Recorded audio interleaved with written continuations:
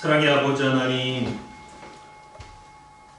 오늘도 우리에게 존귀한 생명을 허락해 주시고 밝은 햇빛과 바람과 구름과 만물이 생동하는 봄을 허락해 주심에 감사함을 드립니다. 만물이 주께로부터 나와서 주로 말미암아 운행하다가 주께로 돌아간다고 했습니다. 우리의 인생에도 봄, 여름, 가을, 겨울이 있는 줄 압니다. 우리 인생의 겨울이 다 오기 전에 이 땅에서 허락하신 생명을 감사하면서 하나님 앞에 충성을 다할 수 있는 우리 산수함께 모든 성도님들 될 수 있도록 역사하여 주시옵소서. 오늘도 마지막에 돌아가서 누리게 될 영광의 세계를 바라보고 하나님의 성전에 나왔습니다. 우리만 나온 것이 아니라 맡겨주신 십자가, 맡겨주신 영혼들도 함께 걸머지고 나왔사오니 오늘도 하나님의 은혜가 그 영혼들을 권고하여 주시고 또한 감화감동시켜 주셔서 짧은 이 세상 하루속히 하나님의 말씀의 뜻을 깨닫고 하나님의 뜻을 위해서 충성하는 일꾼들이 될 수 있도록 인도하여 주시옵소서. 오늘도 마음과 정성과 뜻을 다해 기도하고 찬양하고 예배를 드리는 가운데 있습니다. 주님 기쁘게 받아주시고 하나님의 영광이 충만한 귀한 예배가 될 수 있도록 주장하여 주시옵소서. 2019년도 사순절이 막바지에 달아들고 있습니다.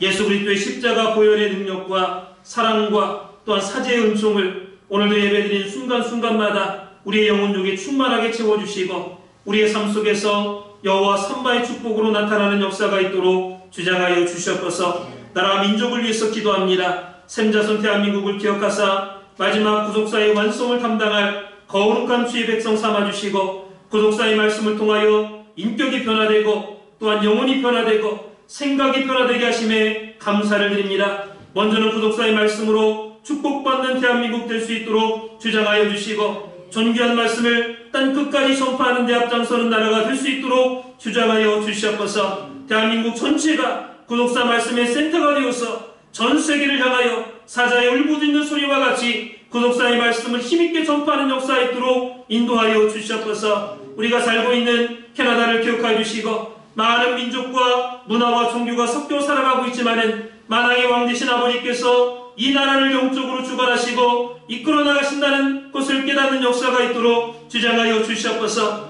또한 우리 산소만교회가 이 나라의 영적인 중심축이 되게 하시고 구독사 말씀의 전진기지가 되어서 속기 캐나다 전 지역에 구독사의 말씀의 꽃을 피우는 역사가 있도록 인도하여 주시옵소서. 평강제일교회와 전세계 말씀의 교회를 기억하여 주시고 2019년도 사순절 기간 동안에 전세계에 흩어져 있는 말씀의 교회들이 먼저 기도하고 회개함으로 말미암아 깨끗하게 변화되는 역사가 있도록 인도하시고 또한 말씀의 권세와 능력을 부여받아서 세상을 변화시키고 각자 위치에 있는 모든 지역을 변화시킬 수 있는 능력의 교회를 될 수 있도록 인도하여 주시옵소서. 캐나다 산소만교회를 기억하여 주시고 주님의 핏값으로 이 옥빌 지역에 말씀의 재단을 세워주심에 감사를 드립니다. 산소만교회 나오는 성도님들마다 생명수 말씀을 공급받게 하시고 모든 삶이 살아나고 생기가 넘쳐흐르고 또한 부흥과 성장을 거듭하는 역사가 있도록 주장하여 주시옵소서. 아담 타락한 이후로 십자가 6시간을 기다리신 아버지, 오늘 우리에게 그렇게도 주시고자 하신 십자가의 피 속에 감췄던 말씀이 오늘날 오늘 목사님을 통하여 구속사의 말씀으로 나타난 줄 믿습니다. 바라옵기는 우리 산소만교회 가정마다 십자가의 피 묻은 복음으로 충만하게 채워주시고 거룩하게 성별시켜 주셔서 이 죄악이 큰 소리치는 세상 속에서도 거대한 세속의 물속에 빠지지 아니하고 개혁되고 변화되어서 승리의 발걸음을 이어나가는 우리의 가정들 될 수 있도록 주장하여 주시옵소서. 오늘도 귀한 말씀을 받기 원합니다. 성령님께서 주장하여 주셔서 아브라함과 같은 믿음의 결단과 순종을 허락하여 주시고 육신의 정과 율법의 행위를 쫓는 자가 되지 않게 하여 주시고 언약의 말씀을 붙잡고 성령으로 거듭나서 은혜와 믿음으로 순종하는 우리 모두가 될 수 있도록 주장하여 주시옵소서. 이 모든 말씀을 빌고 나올 때에 거룩하신 예수님의 이름 받들어 간절히 감사드렸사옵나이다.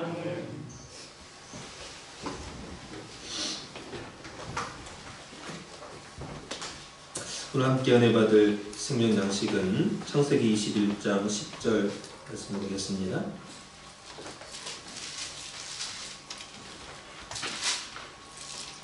구약성경 창세기 21장 10절 말씀입니다.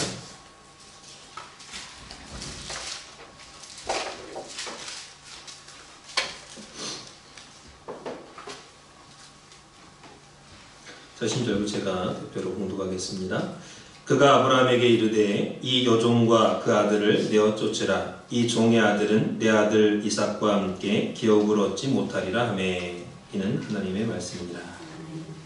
오늘 함께 은혜 받을 말씀의 제목은 10대 명령, 아브라함의 10대 명령 가운데 9번째 여종과 그 아들을 내어 쫓으라. 오늘 지난 시간에 이어서 두 번째로 말씀을 마무리하도록 하겠습니다. 아브라함의 10대 명령 9번째 여종과 그 아들을 내어 쫓으라. 오늘 두 번째 마무리하는 시간입니다.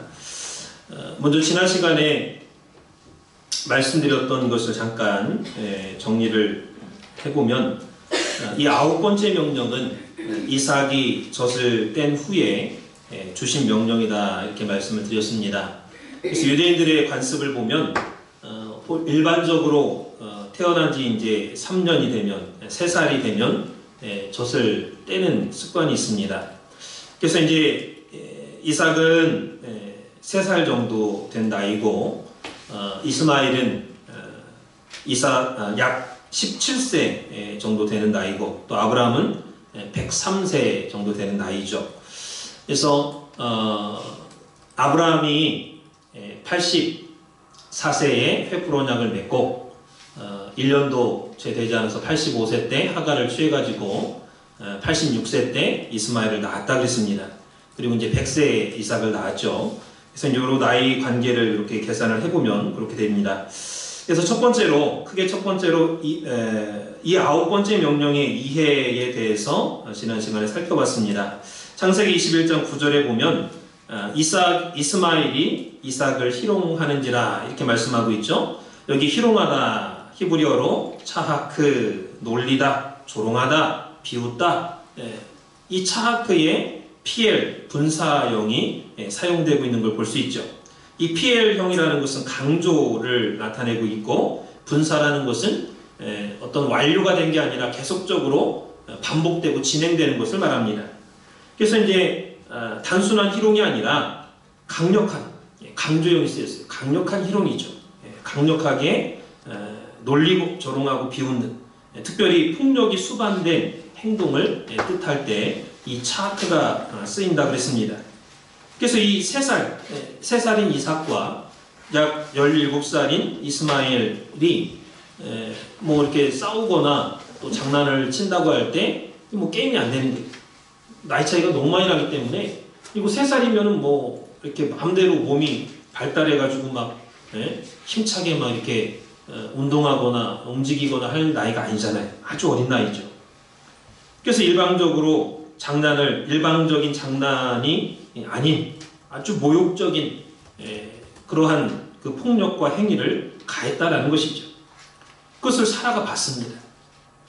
중요한 것은 이 성경은 이것이 단순한 한 가정의 어떠한 사건이 아니라 앞으로 이 세계가 어떻게 될 것인가 하는 것을 미리 보여주는 중요한 사건이다라는 것을 말씀을 하고 있습니다. 큰 두 번째로 이 9번째 명령의 내용에 대해서 지난 시간에 살펴봤습니다. 하나님께서 왜 이스마엘과 하갈을 내쫓으라고 명령을 하셨느냐. 이것은 첫 번째는 약속의 자녀와 육신의 자녀가 같이 하나님의 나라를 유업으로 받을 수 없기 때문이다 그랬죠. 그래서 갈라디아서 4장 30절 말씀 볼 때 좀 더 정확하게 이것을 표현하고 있는데 거기 보면은 그러나 성경이 무엇을 말하느뇨 계집종과 그의 아들을 내어 쫓으라. 계집종의 아들이 자유하는 여자의 아들로 더불어 유업을 얻지 못하리라 그랬습니다. 계집종의 아들과 자유하는 여자의 아들이 다르다라는 거예요. 성경은 하나님 나라를 함께 유업으로 얻지 못한다. 그래서 단지 그 두 아들에 대한 얘기뿐만이 아니라 두 아들이 이제 유업을 받는 그 얘기뿐만이 아니라 지금 하나님의 나라 유업, 하나님 나라를 크게 확대해서 지금 비유적으로 말씀하고 있는 거죠. 두 번째는 그냥 내버려 두면은 나중에 더 큰 근심과 분쟁이 생기기 때문에 미리부터 싹을 하나님께서 잘라라, 내쫓아라 이렇게 말씀을 하셨다라는 것입니다. 그래서 이 아브라함의 그 첩이죠. 원래는 사라의 종이었는데 이 하갈은 이 여종인데 그 죄의 원인이었어, 원인. 그래서 그 원인을 없애야 된다라는 거예요. 그리고 아들은 죄의 열매죠. 그래서 하나님은 원인과 열매 두 가지를 다 내쫓아야 된다. 이렇게 분명히 말씀을 하고 있습니다. 그래서 열매만 버리고 원인을 놔두면 열매가 또 열리겠죠. 그리고 반대로 열매만 남아있어도 계속 그 열매가, 그 아들이, 이스마엘이 커가지고 분쟁을 나중에 일으킬 수밖에 없다라는 거예요. 그래서 이제 내쫓을 수밖에 없었다라고 말씀을 드렸습니다. 지난 시간에 여기까지 살펴봤고, 오늘은 크게 세 번째로 이 9번째 명령의 종말적인 의미가 뭐냐. 이 9번째 명령의 종말적인 의미. 이 여종과 그 아들을, 그리고 사라와 그 이삭, 이것을 종말적으로 우리는 어떻게 봐야 되느냐.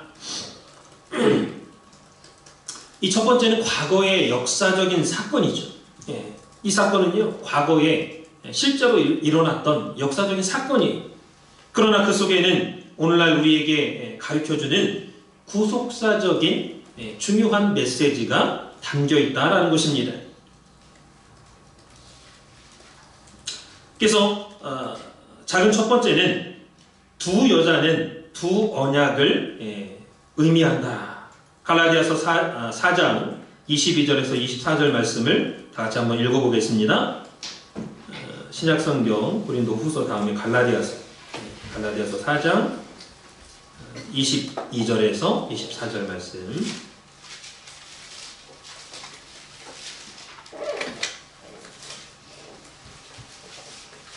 자, 두 여자는 두 언약을 말씀한다 그랬죠. 22절에서 24절 시작.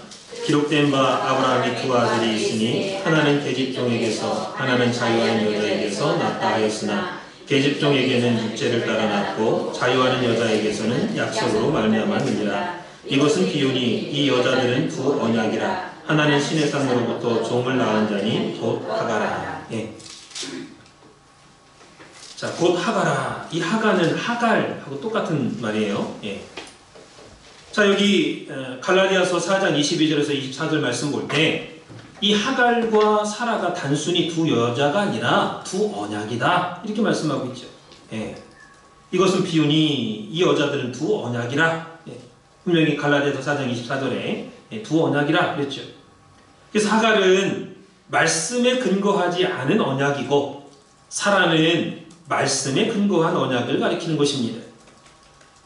그리고 하갈은 땅에 있는 예루살렘을 나타내고, 이것은 우리가 하나님의 말씀에 근거하지 않은 언약을 붙잡으면 땅에 있는 예루살렘에 들어간다라는 뜻입니다. 그러나 말씀에 근거한 언약을 붙잡을 때 하늘에 있는 예루살렘에 들어갈 수 있다라는 것을 말씀하고 있죠.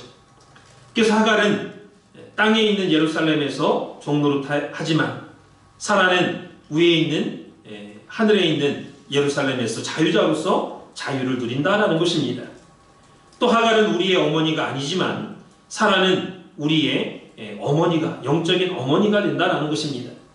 이것을 갈라디아서 4장 25절 26절에서 말씀을 하고 있죠. 다 같이 25절 26절 한번 읽겠습니다. 25절 말씀 시작. 이 하갈은 아라비아에 있는 신의 산으로 지금 있는 예루살렘과 같은 데니 저가 그 자녀들로 더불어 종노릇하고 오직 위에 있는 예루살렘은 자유자니 곧 우리의 어머니라.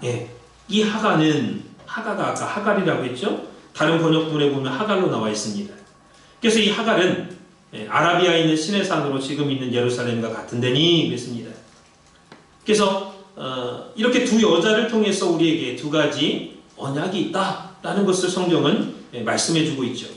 그래서 한 언약을 붙잡으면 늘 죄에게 종노릇해야 되고, 또 다른 한 언약을 붙잡을 때 죄에서 해방돼서 자유함을 누린다라는 것을 말씀하고 있는 거예요. 그래서 한 언약을 붙잡으면 땅에 있는 예루살렘에 들어가고, 다른 언약을 붙잡으면 하늘에 있는 예루살렘에 들어간다. 이게 분명히 똑같은 교회에서 똑같은 신앙생활을 한다 할지라도 뭐를 붙잡느냐에 따라 달라진다라는 것을 말씀하고 있는 거예요. 그래서 저와 여러분이 이 땅에서 살기 때문에 땅밖에 보질 못합니다. 하늘의 예루살렘을 볼 수가 없어요. 그래서 우리가 말씀을 통해서 우리의 보는 시야를 넓혀야 돼요. 넓혀야 됩니다. 그래서 위에 있는 예루살렘은 보석으로 되어 있죠. 수많은 보석으로. 이 땅에서 사람들이 제일 귀하게 여기는 게 보석이죠. 그러나 실은 이 보석보다 더 귀한 게 사람이에요. 사람의 영혼이 더 귀합니다. 이 보석도 사람을 위해서 존재하는 거지 사람이 보석을 위해 존재하는 건 아니잖아요. 그죠? 그래서 중요한 것은 우리가 하늘에 있는 예루살렘을 못 보고 못 봤기 때문에 또 안 보이기 때문에 믿어지지가 않는 거죠. 그래서 우리가 이 땅에서 아무리 좋은 곳에서 산다 할지라도 복지국가 좋은 나라에서 산다 할지라도 결국에는 썩어질 것들이 나라는 거예요. 그러나 하늘에 있는 예루살렘은 영원히 영생하는 곳입니다. 영원히 마음껏 행복하게 자유를 누리면서 살 수 있는 곳입니다. 그래서 어린아이가 가장 편안하고 행복해하는 건 엄마 품이에요. 갓난아이가 엄마 품에 이렇게 앉아서 엄마의 그 심장 소리를 이렇게 들을 때 잘 자잖아요. 평안하게. 마찬가지로 우리가 하늘에 있는 새 예루살렘에 들어간다는 것은 마치 사라의 품에, 엄마의 품에 안기는 것과 같다라는 것.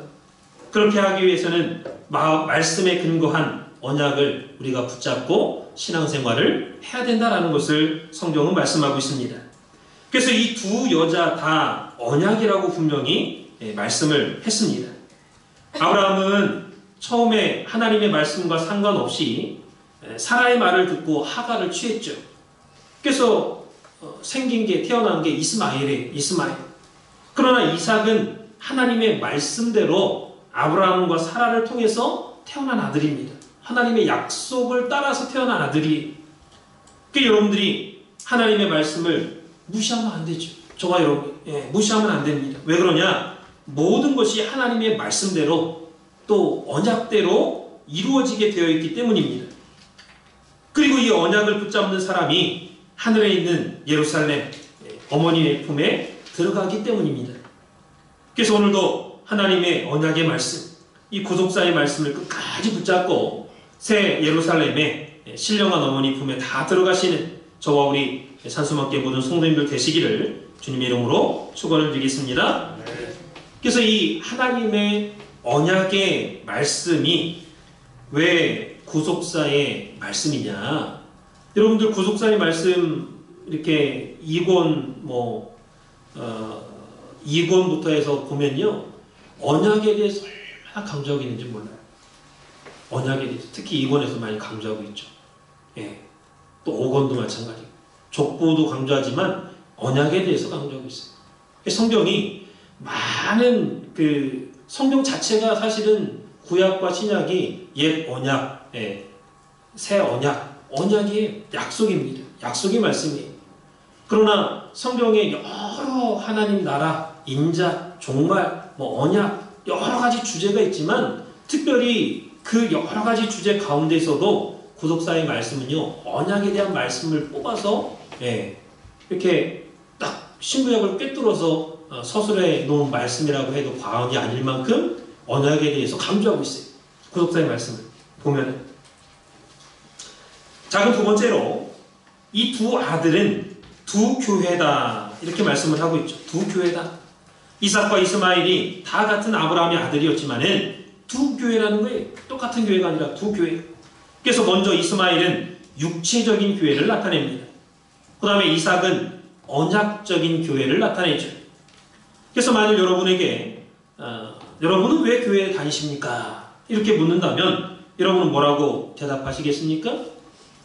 예를 들어서 우리 교회는요, 축구장, 농구장, 테니스장, 탁구 칠 수 있는 탁구시설, 이런 각종 체육시설이 다 갖춰 있어서 예배 끝나고 운동하기 너무 좋다고. 그런 교회도 있죠. 한국에 제가 나갔을 때 이제 지교회에서 초청을 해서 이제 가서 설교한 적이 있는데 여수교회 한번 가봤어요. 갔더니 그냥 교회에 그 체육시설 어린아이들 짐 이렇게 막 푹신푹신하게 이렇게 진짜 막 주일학교 아이들 가면 너무 신나는 거야. 막 그 시설을 다 해놨어. 몇 천만 원 들여가지고. 뭐 주일학교가 많아요. 막 붕하는 거죠. 그리고 어른들도 교회에서 이제 족구를 안 할 데가 없어. 그냥 뭐 예배 끝나고 예배 끝나고 말씀 끝나고 항상 족구, 남성계 모여라 해가지고 족구하고.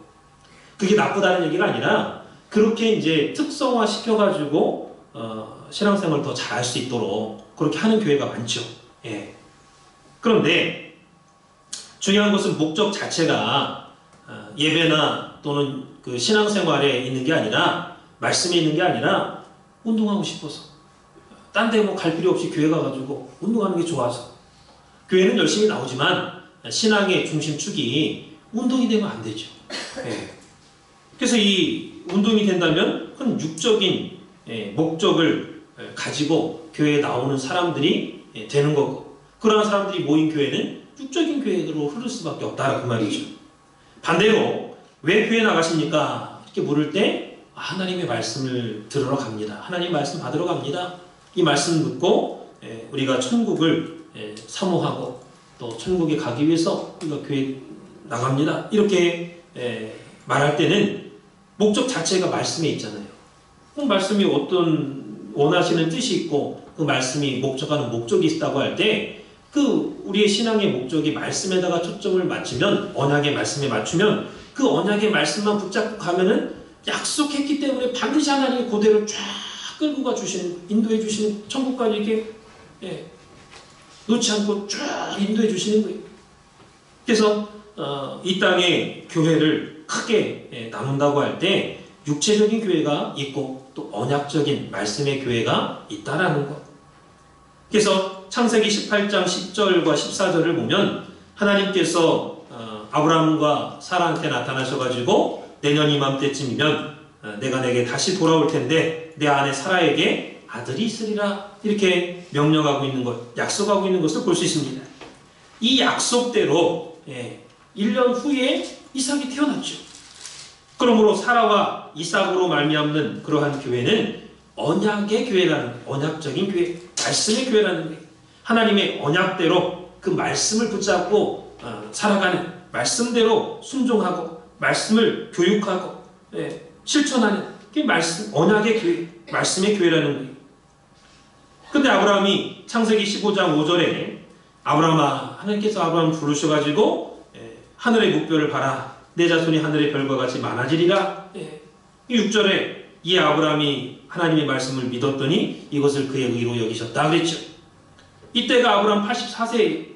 아까 말씀드린 대로 1년도 채 넘기지 못하고 85세 때 하가를 취하죠. 사라의 말 듣고, 아유 이거 뭐 가나안 땅에 들어온 지 10년이 넘었는데 아기 준다 해놓고 지금 아직도 안 생기는데, 분명히 나를 통해서 당신을 통해서 하늘의 별과 같이 많아질 거라고 그렇게까지 말씀해놓고도 아직도 안 생기니 내 종이라도 좀 취해갖고 어떻게 아들을 낳아보자고. 순간 사라의 말을 들은 거예요. 순간 육신적인 생각이 들어가죠. 그래서 아브라함 86세 때 이스마엘을 낳았죠. 그래서 이 이스마엘을 가리켜서 육체를 따라 난 자다, 이렇게 성경은 말씀하고 있습니다. 그리고 이삭은 성령으로, 하나님의 영으로 약속을 따라 난 자, 하나님 말씀을 따라 난 자다라는 거예요. 그래서 오늘 이 땅에 태어난 사람은 전부 다 육체를 따라 난 자들이에요. 원래는 우리들도 육체를 따라 난 자들이에요. 그러나 육체를 따라 났다 할지라도 하나님의 영, 성령으로 거듭날 때, 우리가 단지 그냥 예수만 믿고 끝나는 게 아니라 예수를 믿으면요, 세례를 받을 때, 그리고 예수 믿고 말씀을 받을 때 성령이 함께 임하는 거예요. 성령이 이렇게 말씀 받을 때 성령이 임하고, 세례 받을 때, 각종 뭐 찬양할 때 성령이 역사할 때가 있잖아요. 그게 성령으로 거듭나는 거죠. 요한복음 3장 3절에서 5절에 보면은 이 니고데모라고 하는 이스라엘의 국회의원이 밤중에 예수님을 찾아왔습니다. 예수님, 질문이 있습니다. 내가 어떻게 해야 하나님 나라에 갈 수 있겠습니까? 야, 물과 성령으로 거듭나야 돼. 거듭나지 않으면 하나님 나라 가지도 못하고 보지도 못해. 아니 내가 이렇게 한번 태어났는데 어떻게 중생 거듭 태어날 수가 있습니까? 또 다시 엄마 뱃속에 들어갔다 나올 수 없지 않습니까? 아니야, 물과 성령으로 거듭나면 돼. 그러니까 사람의 힘으로, 물리적인 힘으로는 안 돼도 성령으로, 또 물로 세례 받을 때, 다시 태어난다 그 말이에요. 우리의 죄성을 죽고 하나님의 말씀으로 성령으로 다시 태어날 때 하나님 나라를 볼 수 있고 갈 수 있다. 분명히 예수님 말씀했죠. 그래서 이렇게 육체를 따라 낳은 자가 평생 육체를 따라 살다가 죽을 수도 있고, 육체를 따라 낳지만은 성령 예수 믿고 성령으로 거듭나면 성령을 따라 난 자가 된다라는 것입니다.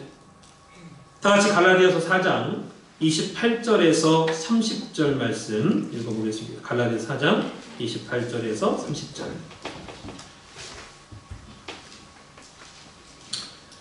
자, 4장 28절 말씀 시작. 형제들아, 너희는 이삭과 같이 약속의 자녀라. 그러나 그때의 육체를 따라 난 자가 성령을 따라 난 자를 핍박한 것 같이 이제도 그러하도다. 그러나 성령이 무엇을 말하느뇨? 계집종과 그 아들을 베어 쫓으라. 계집종의 아들이 자유하는 자의 여자의 아들로 더불어 유업을 얻지 못하리라 하였느니라. 예. 여기 이스마엘은 계집종의 아들이죠. 이 계집종의 아들도 종이기 때문에, 종이잖아요. 그 엄마도 종이면 자녀도 종이 되는 거예요. 종이기 때문에 종으로 타는 거죠. 그러나 이삭은 자유하는 여자의 아들이죠. 아브라함의 본처잖아요. 자유하는 여자의 아들이. 그러므로 어머니를 따라서 태어난 그 이삭도 자유자가 되는 거예요. 놀라운 사실은요, 육체를 따라 난 자가 성령을 따라 난 자를 핍박하더라라는 거예요. 이것이 그 당시의 사건만이 아니라 앞으로도 계속해서 이러한 사건이 일어날 것을 성경은 말씀을 하고 있습니다. 그렇다면 사도 바울 당시 육체를 따라 난 사람들, 육체를 따라 난 교회들은 어떤 사람들이었고 어떤 교회였느냐? 바로 율법주의자들, 유대교를 믿는 율법주의자들이었어요. 그 율법주의자들, 유대교들은 행위 구원을 가리켰습니다. 할례를 반드시 받아야 구원을 받는다. 할례 안 받으면 구원 없어. 아무리 예수 믿어봐야 소용없어. 이렇게 가르쳐. 그리고 11조 내야 된다. 헌금 내야 된다. 아니, 맞죠. 내야 되죠. 근데 11조 안 낸다고 해서 구원 못 받는 건 아니잖아요. 근데 11조 내고 헌금을 내야 구원받고 할례를 받아야 구원받고 내가 율법을 지켜야 구원받고 행위로 감사하는 거예요. 행위를. 그게 잘못됐다는 거죠. 사랑하는 성도 여러분, 이 율법 자체는요, 선한 거예요. 율법은 선한 겁니다. 그러나 율법만 지켜야 되고 율법을 통해서만 내가 구원받는다 이렇게 주장하는 율법주의자들의 행위 구원과는 잘못된 거예요. 잘못된 거예요. 그게 반대로 성령을 따라 난 자, 성령으로 거듭난 자는 믿음과 은혜로 구원받는 거예요. 그러니까 구약의 가장 큰 특징은요, 율법이에요. 율법을 온전히 지키도록, 죄를 깨닫도록, 죄를 회개하도록 하나님이 율법을 주셨어요. 근데 그 율법이 너무 어렵고 너무 가지수가 많다 보니까 율법에 안 걸리는 사람이 없어. 그리고 율법을 깨닫고 회개하라고 줬는데 율법을 배우면 배울수록 똑똑해져가지고 너 죄 졌잖아, 너 이런 죄 졌잖아, 정지하기 바빠. 다른 사람, 자기는 자기 그 율법의 잣대로 자기는 잘 지켰다고 자부하고. 그러니 점점점 뻔뻔한 놈들만, 교만한 놈들만 더 생겨나는 거예요. 하나님의 말씀을 회개하라고 줬는데 다른 사람 정죄하는 데 사용하고, 죽이는 데 사용하고, 상처 주는 데 사용하고. 그러나 예수님은 뭡니까? 은혜와 진리로 오셨다 그랬어요. 말씀과 율법이 달라요. 은혜와 진리가. 그래서 하나님의 은혜, 사랑은요, 잘못해서 덮어주는 거예요. 잘못해도. 그리고 사랑으로 바꿔주는 거예요. 잘못했지만 그 마음이 좀 삐뚤어졌어도 사랑으로 녹이고 고쳐주는 거예요. 바꿔주는 거예요. 그래서 이 구약과 신약이 너무너무나 다르죠.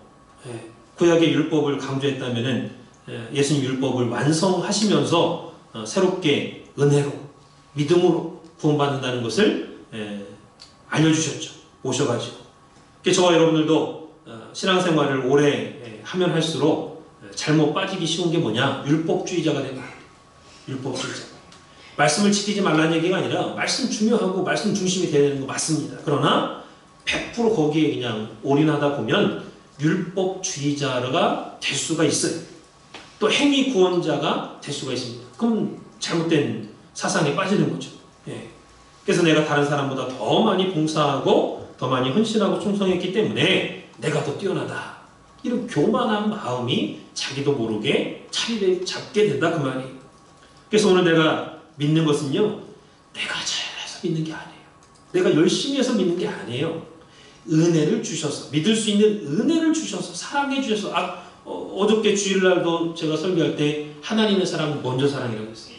내가 먼저 하나님을 사랑해서 하나님 나한테 구원을 주고 은혜를 준 게 아니라, 믿음을 준 게 아니라, 하나님이 내가 아직 죄인 되었을 때, 아직 원수 되었을 때 나를 위해서 먼저 오셔서 십자가를 지셨고, 먼저 사랑을 베풀어 주셨고, 믿고 구원받을 수 있는 길을 열어주셨고, 그게 먼저 사랑입니다.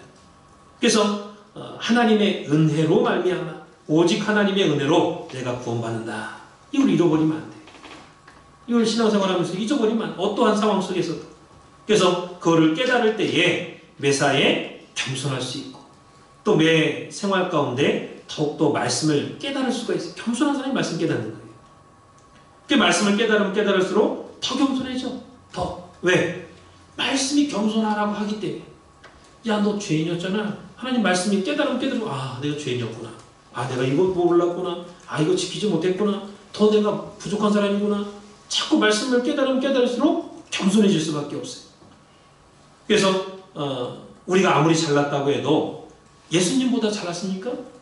이 땅에 예수님보다 잘난 사람 있어요? 없잖아요. 그 예수님 뭐라고 말씀하셨느냐? 다 같이 요한복음 13장 13절에서 15절 말씀, 또 34절 35절 두 군데 한번 찾아보겠습니다. 요한복음 13장 펴시고, 자,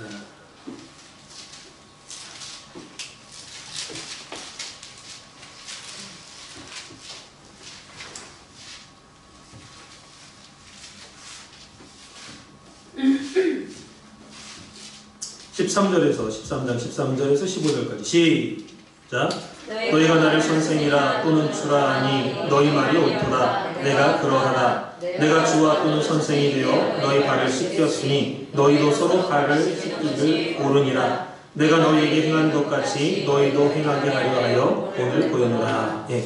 자, 34절 35절 시작. 새 계명을 너희에게 주노니 서로 사랑하라. 내가 너희를 사랑한 것 같이 너희도 서로 사랑하라. 너희가 서로 사랑하면 이로써 모든 사람이 너희가 내 제자인 줄 알리라. 예. 자, 지금 요한복음 13장, 14장, 15장, 16장, 17장까지 거의 이제 목요일날 십자가 지기 전에 하셨던 말씀들인데,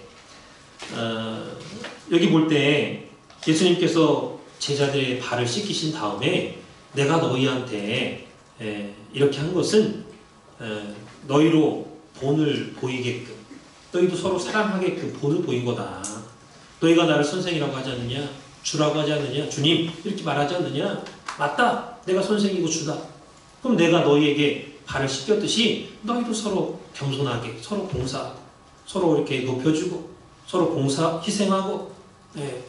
하나님 나라에서는 이 앉아서 받아먹는 사람보다 이 종이 가서 이제 수발 들고 순종하고 헌신하고 하는 사람이 더 하나님 나라 가면 더 높은 자가 되다. 높은 자다. 이렇게 예수님 말씀해 주셨어요. 이 세상의 상전들은, 이 세상 나라의 모든 회사나 모든 지위나 지도자나 다 앉아서 받아먹는 사람이 크지 않느냐. 앉아서 야 뭐 가져와라 뭐 가져와라 다 시키지 않느냐. 그러나 하나님 나라는 그게 아니다. 그게 예수님이 놀라운 말씀을 해주신 거예요. 그래서 우리가 신앙생활 하면서 예수님보다 큰 사람이 없다고 할 때 예수님 말씀 들어야죠. 예수님 뭐라고 했습니까? 십자가 지기 전에 이게 얼마나 중요한 순간에 얼마나 중요한 말씀을 한 거예요. 그렇다면은 오늘 저와 여러분이 정말 예수님처럼 예수님의 본을 받아서 내 형제를 가장 발을 씻긴다는 것은 가장 수치스럽고 더러운 부분을 내가 씻어준다는 거, 가장 형제의 부족하고 연약하고 힘든 부분을 내가 함께 좀 걸머져주고 또 좀 수고해주고 헌신해주고, 그런 사랑하는 마음이 없이는 어떻게 할 수 있겠어요? 더러운 발을 어떻게 씻어줄 수 있겠습니까? 그러니까 예수님이 서로 사랑하라. 새 계명 내가 준다. 사랑하라. 예. 이렇게 말씀했듯이 정말 오늘 우리가 겸손하다면, 또 예수님을 믿는다면 율법적으로 뭐 말씀을 잘 알고 잘 알아서 그냥 이건 이렇고 저건 저렇고 그냥 정죄하기 바쁘고 그걸로 따지기 바쁘고 자기 자랑하기 바쁘고 그런 신앙들은 다 날파리 같은 신앙들이에요. 다 그 날아갈 수밖에 없는 다 하루살이 같은 그런 신앙들입니다. 빨리 그런 거 버려야 돼요. 버리고 진짜 본질을 붙잡아야죠. 예수님이 강조한 걸 붙잡아야 돼요. 그래서 이렇게 행위로 인해서 구원받는다고 생각하는 육체적인 교회, 육체적인 그러한 언약을 붙들지 말고 오직 하나님의 은혜로 구원받는다는 것을 저와 여러분들이 믿고 고백하고 또 실천할 수 있는 우리 성도님들 되시기를 주님의 이름으로 축원을 드리겠습니다. 자, 그럼 세 번째로 핍박의 구속사적인 의미가 무엇이냐? 육체를 따르는 자가 언약을 따르는 자를 핍박한다고 그랬죠? 이 핍박의 구속사적인 의미가 뭐냐? 자, 아브라함 당시에 이스마엘이 이삭을 핍박했습니다. 그러나 이것은 과거의 역사적인 사건으로만 끝나는 것이 아니라 앞으로 먼 훗날에도 똑같은 핍박이 일어날 것을 우리에게 알려주고 있는 말씀이죠. 다 같이 갈라디아서 3장 29절을 한번 읽어보도록 하겠습니다. 다시 한번 갈라디아서 3장 29절, 고린도후서 다음에 갈라디아서 3장 29절 말씀.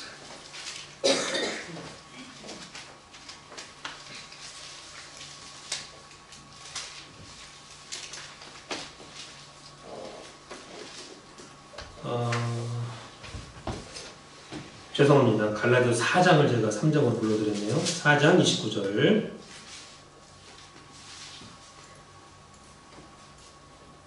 자, 찾으셨으면은 한 목소리 공부하겠습니다. 시작. 그러나 그때 육체를 따르는 자가 성령을 따르는 자를 핍박한 것 같이 이제도 그러하도다. 갈라디아서 4장 29절.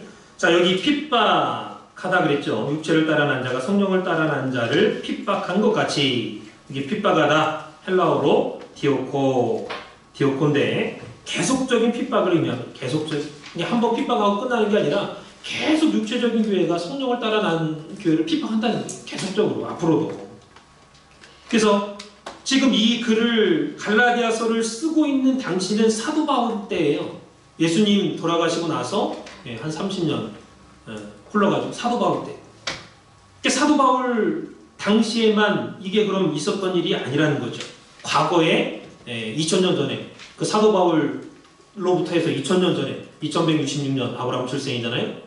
그러니까 BC 2166년 아브라함 태어났을 때 아브라함 당시 때도 이스마엘이 이삭을 핍박했고 과거에도 있었고 또 사도 바울 당시에도 2000년 후에 사도 바울 당시에도 역시 이 육체를 따라 난 그 교회들이 성령을 따라 난 언약을 쫓는 그런 교회들을 핍박했다 그 말이죠. 그 예수님 시대에도 마찬가지죠. 똑같은 사건이 일어났어요. 예수님의 형제들이 예수님 핍박했어요. 요한복음 7장 5절에 보면 그 형제들이라도 예수님을 믿지 아니하밀러라. 예수님은 형제들도 한때도 따돌림을 당하고 핍박을 받았다라는 거. 아유 형은 뭐냐 믿는다고 하면서 엄마도 안 챙기고 말이야. 뭐 하는 거냐고 맨날 말씀에 빠져가지고 전도하러 다닌다고만 하고 집안도 안 챙기고 말이야. 형으로서 좀 창피한 줄 알아. 동생들이 그냥 못 잡아먹어서 그냥 이 종교 지도자들하고 그냥 야합해가지고 예수님 그 설교하는데 와가지고 설교 못하도록 몽둥이 놓고 막 쫓아오고. 그 예수님의 제자들이 아유 예수님의 그 어머니와 너희들이 왔습니다. 누가 내 형제고 누가 내 모친이냐. 예수님 막 화내셨잖아요. 그러니까 걸림돌이 가족들이 오히려 도와준 게 아니라. 그래서 예수님 당시에도 똑같이 이러한 사건이 일어났고 사도 바울 시대에도 똑같이 일어났다라는 것. 그게 이제 종교 지도자들도요. 넓은 의미로 볼 때는 유대민족 한 형제예요. 예수님의 그 형제하고 똑같이 한 형제 유대민족이에요. 유대민족. 그러니까 예수님의 형제가 예수님 핍박한 것처럼 유대교를 믿는 유대 종교 지도자들이 예수님 믿는 사람 얼마나 초대교회 때 핍박했는지 몰라요. 이것이 사도 바울 시대에도 똑같이 일어났죠. 육체를 따라 난 자가 성령을 따라 난 자를 핍박했다라는 거. 그래서 이것은 율법주의자들이 복음주의자들, 은혜주의자들을 핍박했습니다. 사도 바울 시대에도. 그런데 이것이 2000년이 지난 지금에 이르러서도 또 마지막 종말에 이르러서도 똑같이 이러한 역사가 있을 것이다라는 것이죠. 그래서 요한계시록을 보면 붉은 용이, 종말에 붉은 용이 여자를 핍박했다고 했습니다. 여자를. 다 같이 요한계시록 12장 13절 말씀드리겠습니다. 요한계시록 12장 13절 말씀. 시작. 용이 자기가 땅으로 내어 쫓긴 것을 보고 남자를 낳은 여자를 핍박하느니라. 예. 여기 여자는 교회를 상징하는 말. 그러니까 이 씨가 있는 남자를 낳은 여자. 그 마지막 말씀의 씨를 갖고 있는 성도를 생산해내는 그러한 여자를 마지막 때 용이 사단이 핍박하는 때가 온다 그 말이죠. 그래서 복음의 자녀들, 오직 복음을 잉태하고 복음을 낳는 참 말씀의 교회들을 붉은 용, 사단 마귀가 종말에 핍박한다라는 것. 그러나 성경이 무엇을 말하느냐? 계집종과 그 아들을 내어 쫓으라. 이렇게 말씀을 하고 있잖아요. 그래서 마지막 네 번째로 내어 쫓음에 대해서 살펴보고 말씀을 마치겠습니다. 내어 쫓음. 그래서 계집종과 그 아들을 내어 쫓으라 라고 할 때 이 내쫓다, 내어 쫓음의 의미에 대해서 한번 살펴보고 말씀 마치겠습니다. 자, 마지막 때는 반드시 언약적인 교회, 하나님의 말씀을 붙잡는 교회가 승리할 것이다 라는 것을 미리 가르쳐주고 있는 말씀이죠. 미리 가르쳐주는 말씀이 왜? 이 4,000년 전에, 지금으로부터 4,000년 전에 아브라함 때에 그 계집종과 그 아들을 내쫓으라 하는 말씀을 통해서 볼 때, 이삭으로 난 자가 언약으로 난 자고 언약적인 교회고 그 언약적인 교회가 괴롭힘을 당했지만 결국에는 하나님의 명령을 듣고 하나님의 말씀대로 쫓겨났잖아요. 그 계집종과 그 아들이. 마지막 때도 말씀을 붙잡는 교회가, 언약적인 교회가 육체를 따라 난 교회를 괴롭힘을 받는다 할지라도 이긴다라는 거. 쫓아내는 그런 역사가 있다라는 거. 그래서 이스마엘이 이삭에게 발길질하고 얼마나 핍박하고 조롱하고 괴롭혔는지 모르죠. 그러나 결국에는 하나님에게 쫓김을 당했듯이 마지막 때에도 육체적인 교회가 하나님의 언약을 붙잡지 않고 육체를 따라 난 자들이 반드시 내쫓김을 당하는 그러한 때가 있다라는 것을 가르쳐주고 있다라는 것. 이 내쫓김을 당하는 사람들의 가장 우두머리가 누구냐? 그게 바로 붉은 용이에요. 붉은 용. 요한계시록 12장 9절에 큰 용이 내어 쫓기니 옛뱀 곧 마귀라고도 하고 사단이라고도 하는 온 천하를 꿰는 자라 그랬죠. 여기 큰 용이 내어 쫓겼다 그랬습니다. 그런데 이 붉은 용 사단 마귀를 하나님께서 마지막에는 유황불못에다가 집어넣겠다.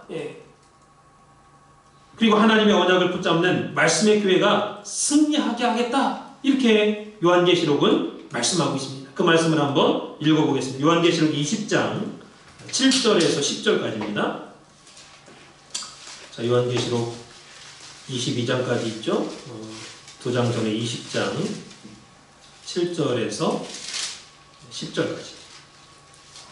20장 7절 말씀 시작. 천년이 참에 사단이 그 옥에서 모여 나와서 땅의 사방 백성 곡과 마곡을 미혹하고 모아 싸움을 붙이리니 그 수가 바닷물에 같으리라. 저희가 지면에 널리 퍼져 성도들의 짐과 사랑하시는 성을 두르매 하늘에서 불이 내려와 저희를 소멸하고 또 저희를 미혹하는 마귀가 불과 유황못에 던지우니 거기는 그 짐승과 거짓 선지자도 있어 세세토록 밤낮 괴로움을 받으리라. 여기 보면요 기가 막히죠. 여기 이제 7절에 보면 천년이 참에 사단이 옥에서 놓일 때가 있다 그랬죠. 8절에 나온다 그랬습니다. 옥에서 나와가지고 땅의 사방 백성 곡과 마곡을 미혹해가지고 싸움을 붙인대. 근데 그 숫자가 바닷모래와 같으리라. 그러니까 얼마나 마지막 때 그 사단의 그 무리가 숫자가 많은지 파산보리와 같대. 그래서 9절에 보니까 저희가 지면에 널리 퍼져 성도들의 진과 사랑하시는 성을 두르매, 이 성도들의 진과 사랑하시는 성은요 교회를 상징하는 거예요. 그러니까 교회를 마지막 때는 잡아먹으려고 그냥 전 세계가 다 달라붙는 때가 온다 그 말이에요. 그런데 어떻게 됐습니까? 하늘에서 불이 내려왔대. 하늘에서 불이 내려와가지고 저희를 소멸했다 그랬습니다. 진을 치고 막 다 둘렀는데 불이 내려와서 소멸했어요. 예. 10절에 저희를 미혹하는 마귀가 불과 유황 못에 던지오니, 그 사람들을 미혹해가지고 막 싸우려고 왔던 그 미혹하는 그런 꼬놈 새끼고 미혹하는 마귀, 그 마귀를 하나님이 불과 유황 못에 던진다고 했습니다. 근데 던지는데 거기에는 그 짐승과 거짓 선지자도 이미 불못에 가 있어. 짐승도 가 있고 거짓 선지자도 가 있고. 그래서 이 사단 마귀가 때로는 짐승을 붙잡고 역사하고, 예? 또 때로는 그 귀신도 붙잡고 역사하고 여러 사람도 붙잡고 역사하는데 이미 가 있다는 거예요. 사단 마귀가 이제 유황못에 들어가기 전에. 그래서 요한계시록 20장 10절 다시 한번 읽어보겠습니다. 시작. 또 저희를 미혹하는 마귀가 불과 유황못에 던지오니 거기는 그 짐승과 거짓 선자도 있어 세세토록 밤낮 괴로움을 받으리라. 예. 그래서 결론은 우리 말씀을 붙잡는 성도들이, 말씀 앞에 순종하는 성도들이 승리한다는 거예요. 이게 사람을 미혹하고 하나님의 교회를 핍박하고 미혹했던 그런 사단 마귀도 불못에다 던지고, 예. 그리고 짐승과 거짓 선지자도 이미 들어가 있어. 예. 그래서 거기서 지옥에서 밤낮 세세무궁토록 괴로움을 받으리라 이랬죠. 그래서 결국 예수님이 승리하시고 예수님과 함께한 성도들도 승리한다. 같이 승리한다. 그러면 어린 양과 함께하는 자는 누구냐라고 할 때 끝까지 어린 양을 따라가는 사람을 말하죠. 오늘 저와 여러분이 아무리 세상에 유혹이 많고 핍박이 심하다 할지라도 하나님의 말씀, 고속사의 말씀을 떠나지 않고 끝까지 붙잡으면 반드시 승리하는 역사가 있을 줄 믿습니다. 그래서 요한계시록 17장 14절 말씀 마지막으로 읽고 말씀 마치겠습니다. 요한계시록 17장 14절 말씀.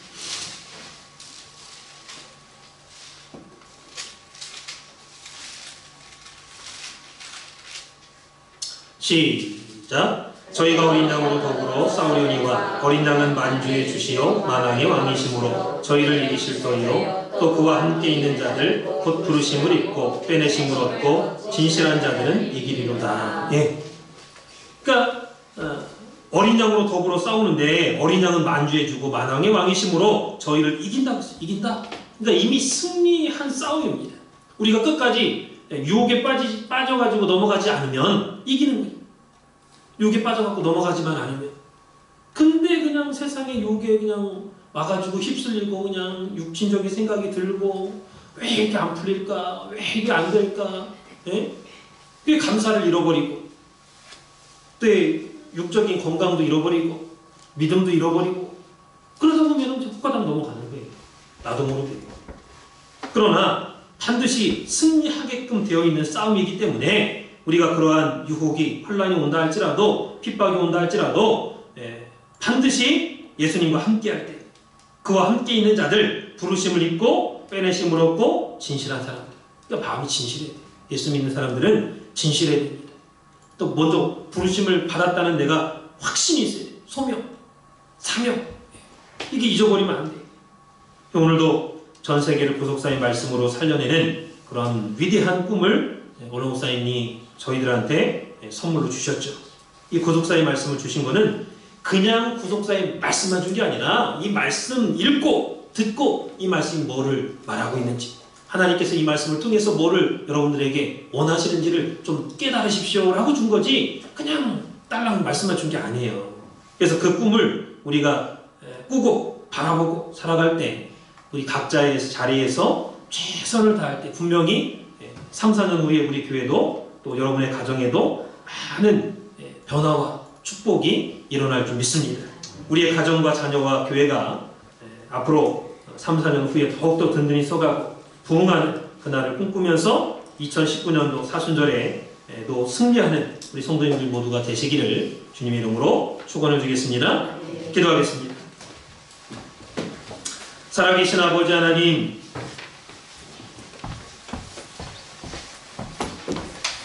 4000년 전에 아브라함에게 10가지 명령을 허락해 주시고 오늘 특별히 9번째 명령, 그 계집종과 그 아들을 내어 쫓으라고 명령하셨습니다. 이 말씀을 통해서 육체를 따라난 자가 성령을 따라난 자를 그전에도 핍박했고 예수님 시대에도 사도 바울 시대에도 핍박했고 이제 우리의 시대와 마지막 때에도 핍박하는 역사가 있겠지만은 그러나 끝까지 예수님을 붙잡고 허락하신 언약의 말씀을 붙잡고 우리에게 허락하신 구속사의 말씀을 붙잡고 변치 않는 신앙을 가지고 순종하는 자마다 반드시 승리한다는 것을 가르쳐 주신 것 진심으로 감사를 드립니다. 이 말씀을 우리 마음 가운데 깊이 새기고 이 땅에 살아가는 동안 어떠한 어려움과 환난이 찾아온다 할지라도 그러한 환난 앞에 엎드려지고 또 넘어가고 편절되는 신앙이 아니라 끝까지 말씀을 믿고 진실한 자가 되어서 말씀 편에 서서 말씀을 변호하고 말씀의 능력으로 이 땅의 모든 세속의 사회를 이기고 나갈 수 있는 우리 산수학교의 모든 성도님들 될 수 있도록 주장하여 주시옵소서. 오늘도 허락하신 말씀이 우리의 모든 생명이 되고 또한 능력이 되고 생활 가운데 빛이 되어서 우리를 인도하는 놀라운 축복된 역사 있도록 주장하여 주시옵소서. 3장한 후에 반드시 우리의 가정마다 우리의 교회 구석구석마다 큰 발전과 변화와 축복이 내려지는 축복받는 우리 교회와 우리 성도님들 다 될 수 있도록 주장하여 주시옵소서. 기도한 대로 이루어 주실 것을 믿고 감사드리며 사랑 많으신 주님 받도록 간절히 감사드렸사옵나이다. 네. 병고용을 보여주시고